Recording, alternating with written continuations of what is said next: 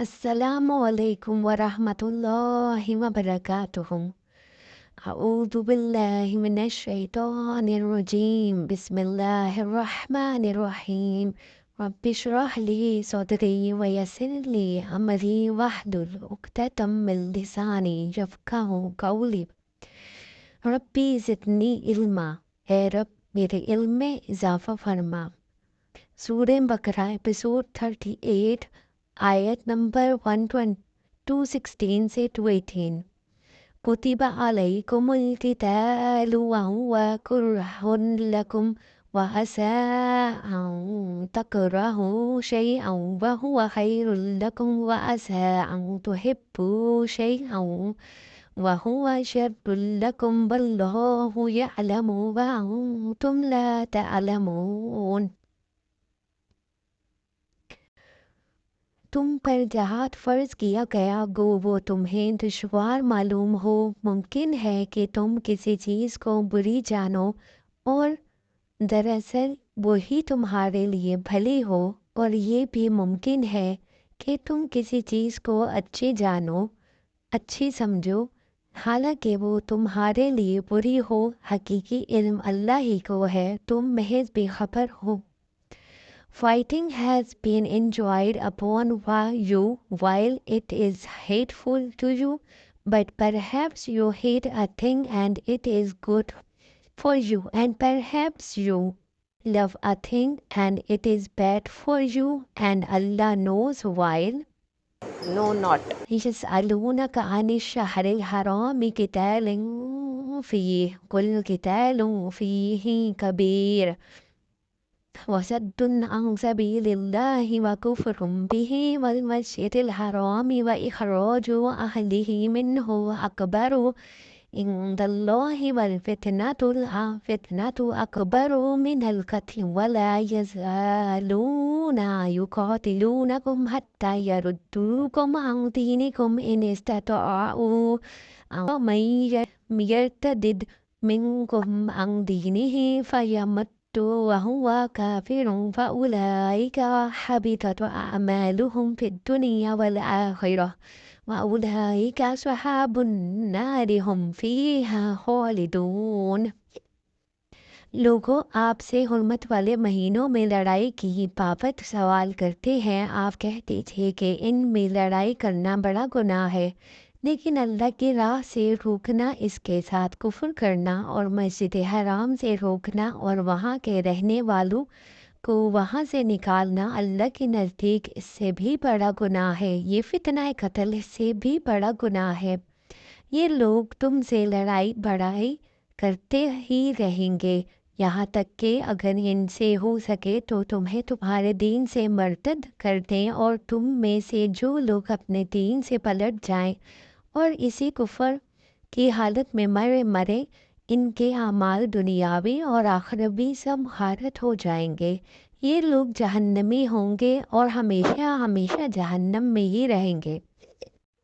They ask you about the sacred month, about fighting therein. Say fighting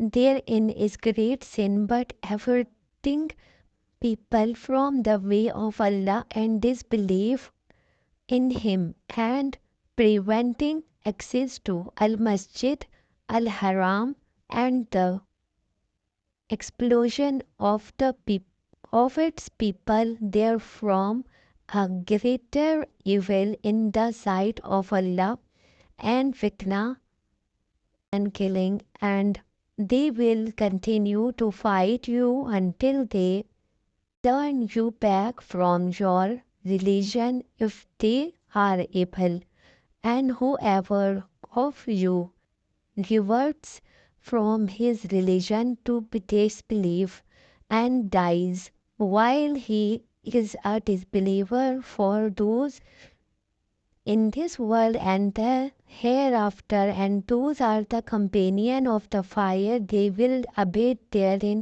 eternally. إن الذين آمنوا والذين هاجروا وجاهدوا في سبيل الله أولئك يرجون رحمة الله والله غفور رحيم۔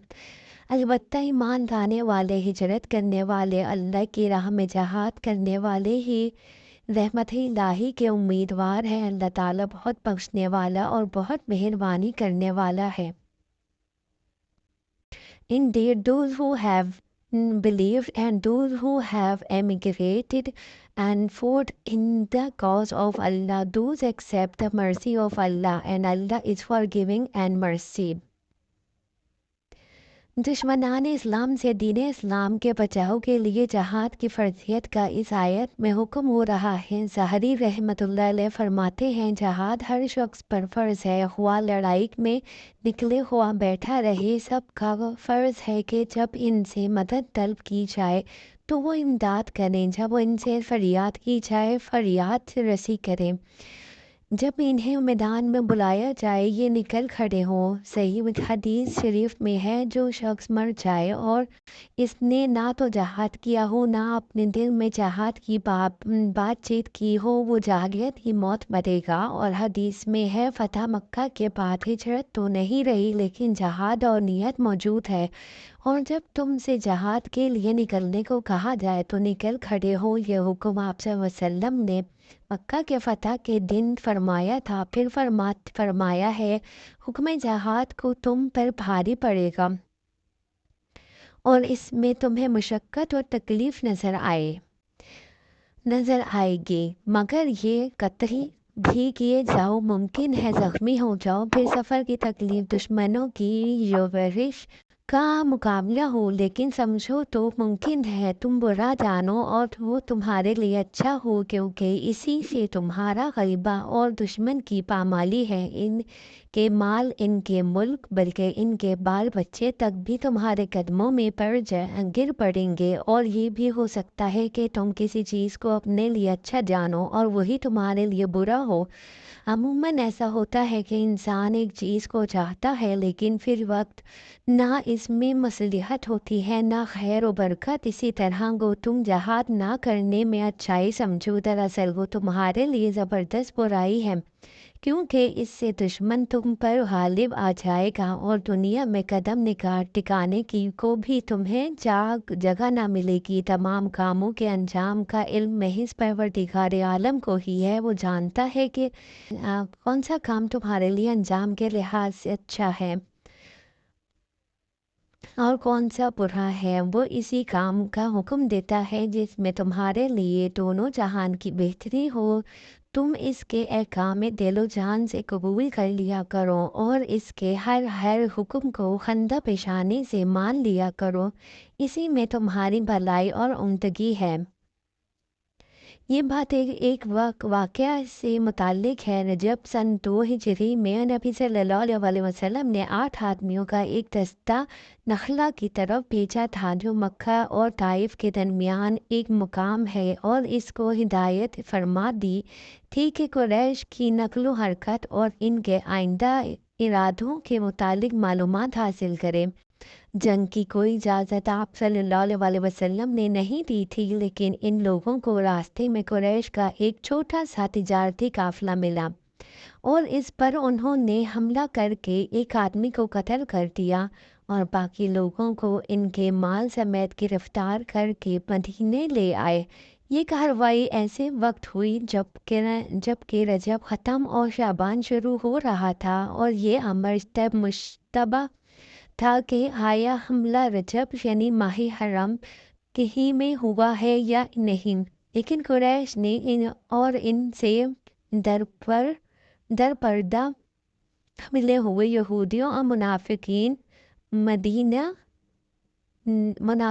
مدینے نے مسلمانوں کے خلاف پروپیگنڈا کرنے کے لیے اس واقعے کو خوب شہرت دی اور سخت اعتراضات شروع کر دیے کہ یہ لوگ چلے ہیں بڑے اللہ کے والے بن کر، اور حال یہ ہے کہ ماہ حرام تک میں خون نریزی سے نہیں چوکتے۔ انہی اعتراضات کا جواب اس آیت میں دیا گیا ہے۔ جواب کا خلاصہ یہ ہے کہ بلا شبہ ماہ حرام میں لڑنا بڑی بری حرکت ہے، مگر اس پر اعتراض کرنا ان لوگوں کے منہ کو تو زیب نہیں دیتا جنہوں نے 13 बरस मुसलसल अपने सैकड़ों भाइयों पर सिर्फ इसलिए जुल्म तोड़े कि वो एक खुदा पर ईमान लाए थे। फिर इनको यहाँ तक तंग किया कि वो जला वतन होने पर मजबूर हो गए। फिर इस पर भी इक्तफा ना किया और अपने इन भाइयों के लिए मस्जिद हराम तक जाने का रास्ता भी बंद कर दिया। हालांकि मस्जिद हराम किसी की ममलूका जायदाद नहीं है और पिछले 2000 बरस में कभी ऐसा नहीं हुआ कि किसी को इसकी ज़ियारत से रोका गया हो। अब जिन ज़ालिमों का नामा-ए-अमाल इन करतूतों से सिया है, इनका क्या मुँह है कि एक मामूली सी सरहदी झड़प पर इस कदर ज़ोर शोर के एतराज़ात करें। हालांकि इस झड़प में जो कुछ हुआ है वो नबी की इजाज़त के बगैर हुआ है और इसकी हैसियत इससे ज़्यादा कुछ नहीं है कि इस्लामी जमात के चंद आदमियों से एक गैर जिम्मेदाराना फ़ेल का इर्तिकाब हो गया है। इस मकाम पर यह बात भी मालूम रहनी चाहिए कि जब ये दस्ता कैदी और माल गनीमत लेकर नबी सल्लल्लाहु अलैहि वसल्लम की खिदमत में हाजिर हुआ था, तो आपने इसी वक्त फरमा दिया था कि मैंने तुमको लड़ने की इजाज़त तो नहीं दी थी। नेज़ आपने इनके लाए हुए माल गनीमत में से बैतुल माल का हिस्सा लेने से भी इनकार फरमा दिया था, जो इस बात की अलामत थी कि इनकी ये लूट नाजायज़ है। आम मुसलमानों ने भी इस फ़ेल पर अपने इन आदमियों को सख्त मलामत की थी और मदीने में कोई ऐसा न था जिसने इन्हें इस पर दाद दी हो। लोग दिन के ज़हन पर नेकी और सुलह पसंदी का एक गलत तसव्वुर मुसल्लत था। कुफ़ार मक्का और यहूदियों के मज़कूरा बला एतराज़ात से मुतासिर हो गए थे। इस आयत में इन्हें समझाया गया है कि तुम अपनी इन बातों से ये उम्मीद ना रखो कि तुम्हारे और इनके दरमियान सफाई हो जाएगी। इनके एतराज़ात सफाई की गर्ज से हैं ही नहीं, वो तो दरअसल कीचड़ उछालना चाहते हैं। इन्हें ये बात खल रही है कि तुम इस दीन पर ईमान क्यों लाए हो और इसकी तरफ दुनिया को दावत क्यों देते हो, पर जब तक वो अपने कुफ्र पर अड़े हुए हैं और तुम इस दीन पर कायम हो, तुम्हारे और इनके दरमियान सफाई किसी तरह ना हो सकेगी। और ऐसे दुश्मनों को तुम मामूली दुश्मन भी ना समझो। जो तुमसे माल वज़ीर या ज़मीन जीतना चाहते हैं वो कमतर दर्जे का दुश्मन है, मगर जो तुम्हें दीन हक पर फेरना चाहता है वो तुम्हारा बदतरीन दुश्मन है, क्योंकि पहला तो सिर्फ तुम्हारी दुनिया ही ख़राब करता है, लेकिन ये दूसरा तुम्हें आखिरत के अबदी अज़ाब में धकेल देने पर तुला हुआ है। तो जनाब ये थी हमारी आज की तिलावत, ट्रांसलेशन और तफसीर, जिसके अंदर हमने थोड़ा जहाद के बारे में पढ़ा है। अगर आपको मेरी वीडियोस पसंद आए और अच्छी लगी तो मेरे चैनल को लाइक करें, शेयर करें और सब्सक्राइब करें और मेरे साथ इसी तरह ज्वाइन रहिए ताकि नई से नई वीडियोस आपको मिलती रहें और कुरान पाक की तफसीर, उसकी तलावत और इंग्लिश ट्रांसलेशन के साथ आपको नए एपिसोड में मिलते रहें। इंशाल्लाह नए एपिसोड में मुलाकात होगी एक अच्छे और नए सबक के साथ। तब तक के लिए अल्लाह हाफिज़।